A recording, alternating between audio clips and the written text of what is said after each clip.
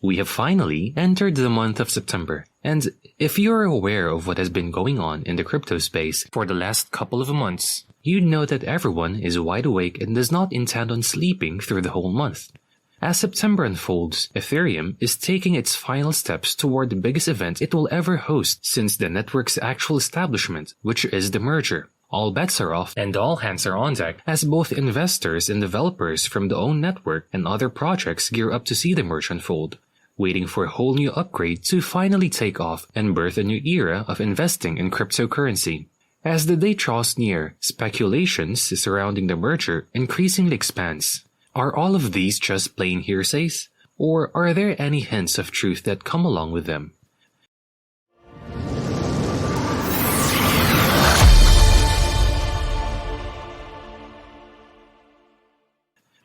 Welcome to Diversified Streams, your go-to YouTube channel for all things crypto and finance. Be sure to check out our community post about these subjects. We are curious to know your opinions on these matters. Also, if you haven't subscribed yet, click the subscribe button so you don't miss out on the latest news and tips related to crypto. And make sure to keep your notifications on so you'll be updated with our latest videos. We frequently post so you wouldn't want to miss them. In today's video, we will be talking about the myths and facts of the upcoming merge, which ones are true, and which ones are just your plain old hoaxes. People have been feeling the excitement for the merger ever since it was announced months ago.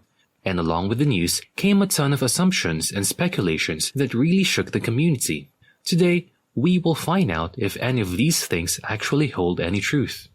First things first, let's have a quick overview of the merge. For those who do not know, this is a process that basically depicts the transition of Ethereum network from proof of work to proof of stake. For the longest time, the proof of work Ethereum mainnet is what we have been using.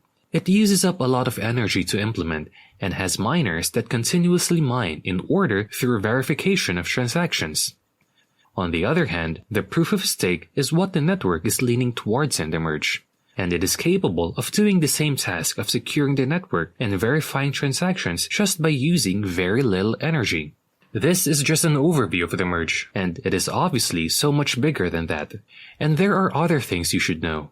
First, the transition will not change the symbol for Ethereum. This means that even after the merge, it will still be carrying the same acronym of ETH. The second thing is about the energy consumption of the proof-of-stake mechanism, which greatly declines the energy used by Ethereum by approximately 99.95%. This is particularly beneficial to the network, as investors are especially optimistic about protocols that leave minimal carbon footprints, because big corporations and investors are really advocating for energy-efficient projects.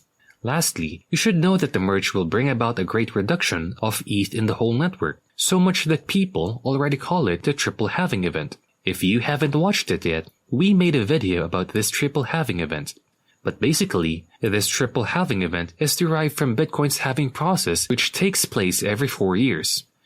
The result of this process is a cut in the inflation rate in the project, and experts say that the merger will bring about the same effect in Ethereum that is equivalent to 3 halvings.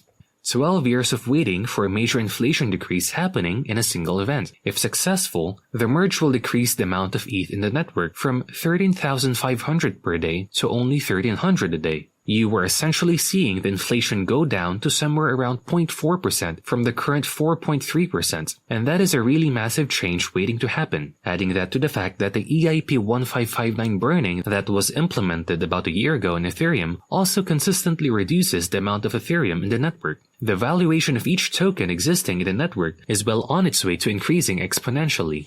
In our last video, we told you that the merge is most likely going to happen around September 15. This is the most recent prediction based on what the founder of Ethereum, Vitalik Buterin, had tweeted before, talking about the limited number of hashes left to mine in the network's proof of work. Because the merge is essentially dependent on the hashes left in the network, the date is also dependent on it. Most likely though, September will not pass before the merge happens. Are you guys pumped to see the merge happen, especially when we've finally entered September? Let us know what are your preparations and expectations about the event by commenting them in the comments below. Also, while you're at it, make sure to like and subscribe to this channel so you'll be a part of our growing community. And onto the elephant in this room, let us now debunk the myths that surround the upcoming merge. The first myth is about the merger reducing the gas fees in Ethereum. I hate to break it to you, but this is not true. As what I've said in the beginning of the video, the merge is only essentially a change in the consensus mechanism of the network, and is not primarily concerned with the expansion of Ethereum's capacity. This means that gas fees will most likely be the same, and no notable decreases will be observed. Myth number 2 is about staked ETH, and how it can be withdrawn once the merge is done. This is also false, as there will be no possible way of withdrawing staked ETH directly after the merge. There is a plan sometime after the merge though, and it is included in the roadmap of Ethereum 2.0. And it might give way for those who stake their ETH before the merge to actually withdraw them. It is called the Shanghai upgrade, and we are yet to learn how and when it will work. Following the myth I just discussed is another myth, which basically says that when withdrawals are finally given a go after the merge, everyone will be able to withdraw all their staked ETH at once. Again, this is untrue, because there are certain limitations encapsulated in the Shanghai upgrades policies that prevent users from just withdrawing their staked ETH without a proper process. Because there are certain limitations encapsulated in the Shanghai's upgrades policies that prevent users from just withdrawing their staked ETH without a proper process. It is a need to make sure that the withdrawal process is well implemented in order to ensure the safety of the whole network. Myth number 4 says that the transaction speeds will increase greatly with the merge. Again, for the same reason the first myth was deemed as false, this myth is also untrue. While there might be a little easing on the transaction speeds under the new mechanism of Ethereum, it will not be that immense so as to be called a substantial increase in the transaction speed.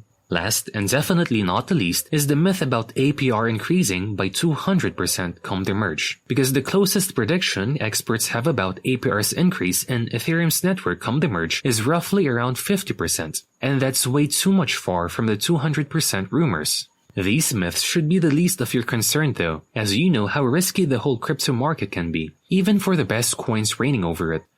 As such, it is inevitable for threats to appear as the merge comes closer. If in any case a problem is met in the midst of the merge, it could potentially mean that Ethereum needs to do a restart, and this could lead to a temporary halting of their operations. It is not necessarily a bad thing, as we've seen it happen in other major protocols. But the momentum and reputation tied with Ethereum, especially with the merge, is susceptible to getting tainted. The worst thing that could potentially happen if these risks persist is the forking of Ethereum, which basically is the opposite of the word merge. Instead of having a unified system in the form of proof of stake, the risk could serve as a catalyst for the network to be forked, which means that there will be a division in the internal community, where the proof of work and proof of stake exist simultaneously. This forking event is what miners whose eyebrows are raised with the merge are actively on the lookout for, and they have expressed their dissatisfaction in the form of a hard fork that they plan on doing to continue mining. While the proof of stake gets the ticker symbol of ETH, the miners, through hard forking, will establish their own version which they would call as ETHW. This is alarming on so many levels, as it could be an open door for hackers and any criminal mind to make any client a target of replay attacks. We have discussed what a replay attack is in our prior video, so go check it out if you haven't.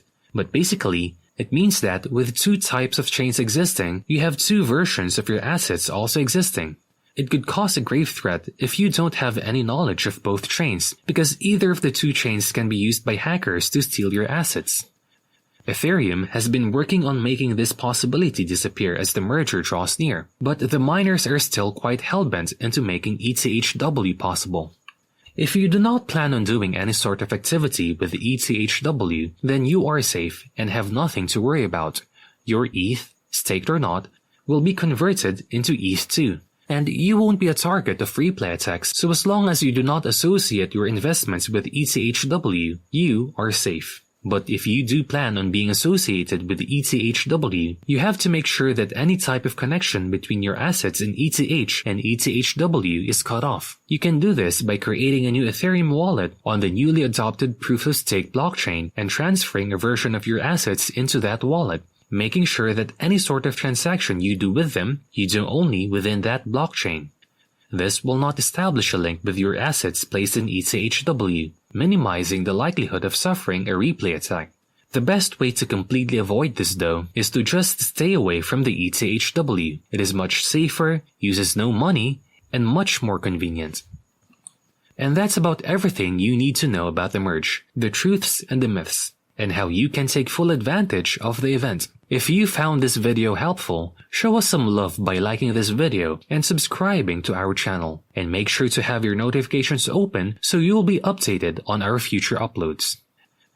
This has been Diversified Streams. Thank you so much for tuning in, and see you in our next video.